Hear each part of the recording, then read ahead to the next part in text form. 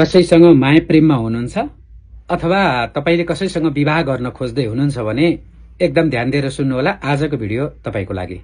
तपाईले कसैले मन पराइरहनु भएको छ, अब त्यो व्यक्तिसँग मेरो विवाह गर्दा जीवनमा उसले मलाई साँचो माया प्रेम दिइरहन्छ कि रहँदैन, प्रेममा धोका हुन्छ कि हुँदैन, हामी दुई बीचमा खटपट हुन्छ कि हुँदैन, अनि त्यसपछि हामीले यो जीवनभर चाहिँ हामीमा कुनै पनि समस्या डिभोर्सहरू नराम्रो हुन्छ कि हुँदैन भन्ने यदि तपाईलाई जिज्ञासा छ र अब विवाहको लागि चाहिँ तपाईले अनि सोचिरहनु पनि भएको छ कसैसँग, र त्यो व्यक्तिसँग मेरो वैवाहिक जीवन राम्रो जान्छ जाँदैन, विवाहपछि सन्तान हुन्छ हुँदैन, माया प्रेम अटुट हुन्छ कि हुँदैन, उसको आयु दीर्घायु छ कि छैन, ऊ अगाडि बित्ने उसको आयु कम छ कि मेरो आयु कम छ कि, अथवा ऊ अगाडि उसको चाहिँ श्रीमती पत्नी चाहिँ शोक छ कि छैन, अथवा मलाई पति शोक छ कि छैन, यस्तो मनमा तपाईलाई जिज्ञासा छ र तपाईले चाहिँ यसको बारेमा केही अब युट्युबहरुमा टिकटकहरुमा रिसर्च गरिरहनु भएको छ अनि गण गुण म्याचिङतिर जानु भएको छ। नाडी र गण गुणको बारेमा चाहिँ हेरेर चाहिँ यो नाडी चाहिँ मिले राम्रो नमिले नराम्रो, गण गुण मिलाउनु पर्छ, नम्बर धेरै आएपछि मात्रै यी सबै कुराहरू पाइन्छ भन्ने यस्तो कन्सेप्टमा तपाई हुनुहुन्छ भने तपाई गलत ट्र्याकमा हिँड्दै हुनुहुन्छ। मेरो ज्योतिषीय अनुभवमा मैले ज्योतिषीय फलादेश गर्न थालेको 19 वर्ष भयो। जब 2063 सालमा मैले फलित ज्योतिषमा शास्त्री पास गरे, त्यही बेलादेखि नै मैले चाहिँ ज्योतिष फलादेश चाहिँ गर्न थालेको हो। त्यसकारणले गर्दाखेरि मेरो ज्योतिषीय अनुभवमा नाडी गण गुण मिलेका व्यक्तिको पनि नराम्रो भएको छ र नाडी गण गुणमा नम्बर कम आएका र नाडी जुधेका अनि गण पनि नमिलेका विपरीत गण भएका व्यक्तिहरूको पनि एकदम राम्रो वैवाहिक जीवन भएको छ। त्यसको आधार चाहिँ जन्म कुण्डलीमा ग्रहको योगको आधारमा हुन्छ। त्यसकारणले तपाईले यदि जीवनमा मेरो प्रेम गरेको व्यक्तिले अब योसँग मेरो विवाह हुन्छ कि हुँदैन र विवाह भइसकेपछि मेरो यो व्यक्तिसँग चाहे केटा होस् चाहे केटी होस् लङ लास्टिङ जान्छ जाँदैन, बीचमा सम्बन्धमा धोका समस्या या उसको कुनै आयुको कारणले अथवा मलाई कुनै पति शोक अथवा पत्नी शोक पर्ने छ कि छैन भन्ने यस्तो जिज्ञासाको लागि चाहिँ तपाईले आफ्नो जन्म कुण्डलीमा विशेष गरी चाहिँ पंचम भाव अनि सप्तम भाव, अष्टम भाव, लग्न भाव र द्वितीय भाव र 11औं स्थानलाई विचार गर्नुपर्ने हुन्छ। माया प्रेमी यदि असल प्रेम यसले असल प्रेम गर्छ कि गर्दैन मलाई, अथवा यो केटीले मलाई असल प्रेमी साँचो प्रेम गर्छ कि गर्दिन भनेर तपाईले छुट्याउनको लागि चाहिँ केटा या केटीको जन्म कुण्डलीको पंचम भाव र 11औं भाव हेर्नुपर्छ। यो ज्योतिष सिक्न चाहने चाहिँ भाइ बहिनीहरूलाई पनि यो एकदम मेरो अनुभव काम लाग्छ, ध्यान दिएर सुन्नु होला। पंचम भाव र 11औं स्थानमा पाप ग्रहको अत्याधिक प्रभाव छ भने त्यो व्यक्तिको जीवनमा चाहिँ प्रेममा एकदम धोका हुन्छ। र मैले त कस्तोसम्म पाएको छु भने कुण्डलीमा ग्रह चाहिँ राम्रा छन्, सप्तम भावमा ग्रह राम्रा, तर पंचम भाव र 11औं स्थानमा पाप ग्रहको अत्याधिक प्रभाव भएको व्यक्तिको जीवनमा सम्बन्ध विच्छेद भएको छ, माया प्रेममा समस्या आएको छ र एकले अर्काप्रति धोकाधडी भएको छ। त्यसकारणले पंचम भाव हेर्नुपर्छ। यदि तपाईले कोही जीवन साथीसँग चाहिँ राम्रो माया प्रेम पाउनुहुन्छ भन्नको लागि चाहिँ पंचम भाव हेर्नुपर्छ। पंचम भाव प्रेमको स्थान हो है। र अर्को कुरा, विवाहपछि सन्तान हुन्छ कि हुँदैन भन्ने पक्षलाई पनि तपाईहरुले चाहिँ सप्तम भाव, द्वादश भाव र पंचम भावमा पाप ग्रहको प्रभाव हुनु भएन। पंचम भावमा पाप ग्रहको प्रभाव छ भने बच्चा ढिला हुने, गर्भ खेर जाने हुन्छ। सप्तम भावमा पाप ग्रहको प्रभाव छ भने बच्चा चाहिँ हुने तर अलि ढिला हुन सक्छ। र द्वादश स्थानमा चाहिँ पाप ग्रहको अत्याधिक प्रभाव छ भने कुनै गर्भदोष, नराम्रो योगहरू हुने, बच्चा जन्मे पनि अलिकति रोगी हुने, यस्ता समस्याहरू आउँछ। र अलिकति कसैको चाहिँ अलिकति अल्पायु सन्तानको योग पनि बन्छ अष्टम घरमा पाप ग्रहको प्रभाव छ भने। र पंचम घरमा पाप ग्रहको प्रभाव छ, राहु केतु शनि मंगल सूर्य छ भने बच्चा अलि अपाङ्ग जन्मिँदा अलि रोगी जन्मिने हुन्छ। त्यसकारणले प्रेम र सन्तानको लागि चाहिँ पंचम भाव प्रेमको लागि, सन्तान भावको लागि चाहिँ पंचम भाव, सप्तम भाव र अष्टम भाव विशेष गरी हामीले हेर्नुपर्छ आफ्नो जोडीको। त्यसकारणले गर्दाखेरि अब यो नाडी जुत्दा चाहिँ सन्तान हानि हुने पनि होइन, यो व्यवहारमा देखिएको छैन मेरो ज्योतिषीय अनुभवमा। होला काहीँ मूर्त ग्रन्थहरूमा आद्य नाडी बरोहन्ती, मध्य नाडी कन्याकम, अन्त्य नाडी भयो भने चाहिँ दुवैले हान्छ, यस्ता श्लोकहरू छन्। आद्यैक नारी कुरुते वियोगम, यस्ता मूर्त ग्रन्थहरूमा ती संस्कृतका श्लोकहरू छन्। त्यसकारण तर त्यो प्र्याक्टिकल लाइफमा जन्म कुण्डलीमा शुभ ग्रहको योग परेको छ भने नाडी गण गुणको दोष नलागेको देखेको छु।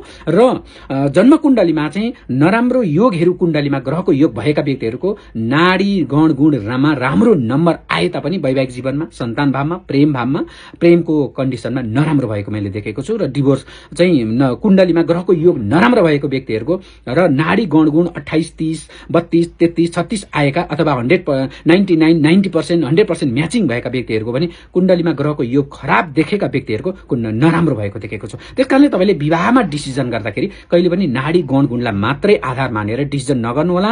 र तपाईले अहिलेका यो अब मोबाइलमा आउँछन् नि एप्सहरू है, अहिले त ज्योतिषी एप्सहरूमा चाहिँ उसको जन्ममिति हालेर चाहिँ म्याचिङ गर्ने, ओ मेरो त 100% म्याचिङ हो भनेर खुसी हुनु पर्दैन। ला मेरो त चाहिँ गण गुण नाडी मिलेन, मेरो त 50%, 40%, 30% मात्र मिलेछ, म्याचिङमा नम्बर आएन भनेर डर मान्नु पनि पर्दैन।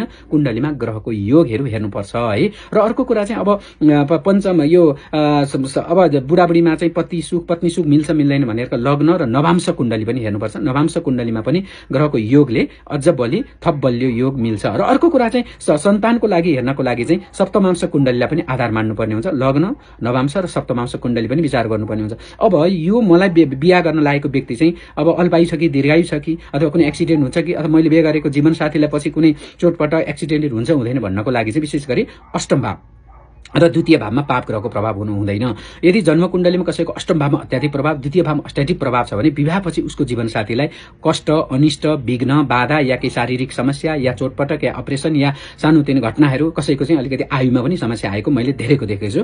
त्यसकारण त्यस्तो योग भएको व्यक्तिको बिहा अगाडि चाहिँ उपाय गर्नुपर्ने हुन्छ। केटाको लागि आँखसँग बिहा गर्नुपर्ने, केटीको लागि चाहिँ विष्णु प्रतिमासँग, कलश विवाहसँग, कुम्भ विवाहसँग, पिपल विवाह गर्ने, पिपलको रुखसँग विवाह गर्ने, अनि घडासँग विवाह गर्ने। अनि त्यसपछि चाहिँ जन्म कुण्डलीको आधारमा हामीले चाहिँ के कस्तो ग्रह योग छ त्यो कुराहरू उपाय गर्न सकिन्छ। ज्योतिष शास्त्रमा यो अल्पायु योग र यी विवाह दोषहरूको उपाय टन्नै छ है। एउटा कुरा त्यो ध्यान दिनु होला।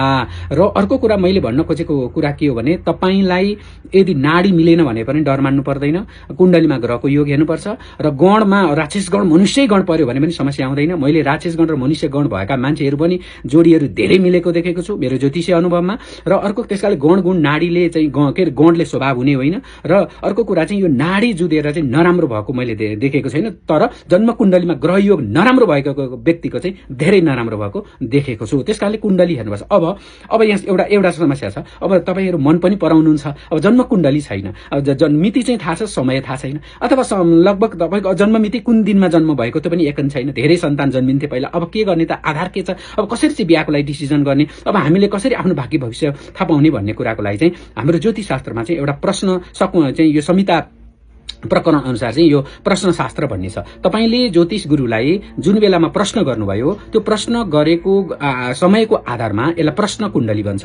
र त्यो प्रश्न कुण्डलीले तपाईको धेरै कुराहरू, जन्म लग्न कुण्डली जस्तै सबै कुराहरू हेर्न मिल्छ भनेर प्रश्न शास्त्र अथवा प्रश्न शास्त्रकारहरूले चाहिँ यस बताउनु भएको छ। त्यसकारण जन्म कुण्डली र प्रश्न कुण्डली दुवै बलियो हुन्छ। त्यसकारण आकस्मिक प्रश्नको लागि, अपरझट कुनै प्रश्न सोध्नको लागि, अथवा तपाईको जन्म कुण्डली समय के पनि छैन, चिना छैन, टिपन छैन, तपाई जन्मेको कुनै पनि आधार छैन भने तपाईको भाग्य भविष्य राम्रो नराम्रो, योसँग बिहा गर्दा हुन्छ हुँदैन, यो केटी कस्तो छ, यो केटा कस्तो छ भनेर चाहिँ हेराउनको लागि चाहिँ प्रश्न शास्त्रले मज्जाले हेर्न सकिन्छ। यसलाई प्रश्न कुण्डली पनि भनिन्छ। प्रश्न शास्त्रका प्रशस्त ग्रन्थहरू पनि बजारमा, पुस्तकहरू पनि छन्, तपाईले पनि आफै पनि अध्ययन गर्न सक्नुहुन्छ। त्यसकारणले अलिकति योग्य अनुभवी ज्योतिष गुरुहरूलाई यहाँहरूले पक्कै पनि देखाउनु पर्ने हुन्छ। र तपाईले अब यो नाडी जुधेर मेरो सन्तान बिग्रिने हो कि, नाडी जुध्यो भने हामी अल्पायुमा मर्ने हो कि भन्ने कुरा, यो गलत कुरा हटाउनु होला। यदि तपाईको अष्टम भावमा अनि तपाईको द्वितीय भावमा तपाईको चाहिँ शुभ ग्रह छ भने तपाईको आयु दीर्घायु हुन्छ। लग्न र अष्टम भावबाट आयु हेर्ने हो।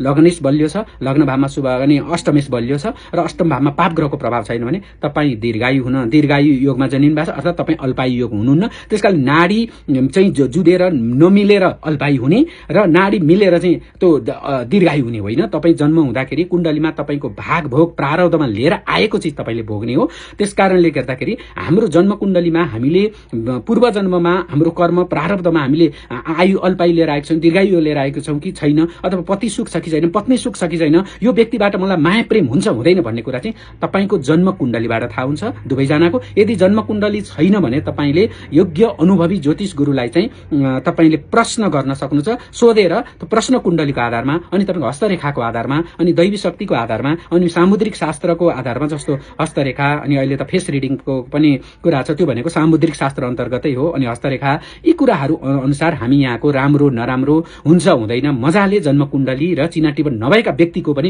मजाले बताउन सक्ने क्षमता त्यो हामीसँग छ। त्यसकारणले गर्दा अलिकति योग्य अनुभवी ज्योतिष गुरुहरूलाई यहाँले सम्पर्क गरेर मात्रै विवाहमा डिसिजन गर्नुहोला। नाडी मिलेन भनेर नि तनाव लिनु पर्दैन, गण मिलेन भनेर तनाव लिनु पर्दैन।